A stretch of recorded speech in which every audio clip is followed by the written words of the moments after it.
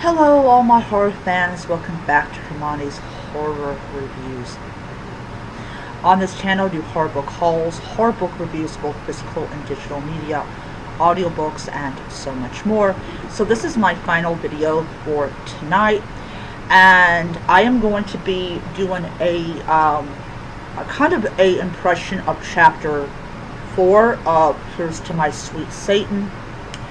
So I started reading this chapter Thursday, and then when I was working, I left my bag on the shelf with a lot of other bags because I wanted access to my Kindle when I went on my 30. I did not want to have my brother go into the locker room and take it out and all that type of stuff. So that's what I wanted. I wanted access to my Kindle when I went on my breaks. And so I got chapter 4 finished. And the thing about it is that we learn a lot about, about how much the occult really did influence Hollywood in like the 50s and the 60s and the 70s. This is like before like the Satanic Panic came around.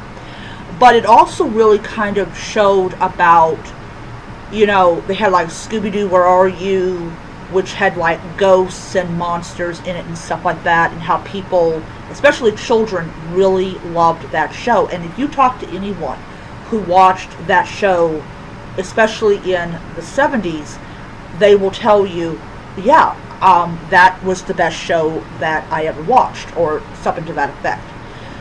And then we have like books that came out, movies that were based on books that came out, and it's like it really kind of encompasses a lot of what is going to lead up to the Satanic Panic, because you cannot have this build up of like movies and shows and books that lean very heavily into the occult without there being some kind of pushback from the people that don't. And also talked about like how California used to be prior to what it is now, and how very conservative California used to be. People don't think about it now like, oh, how could California be conservative if it's like, whatever. And that is because times changed. And I think it's a lot to do with the end result of what happened with the Satanic Panic, that people were just like, they just got tired of it.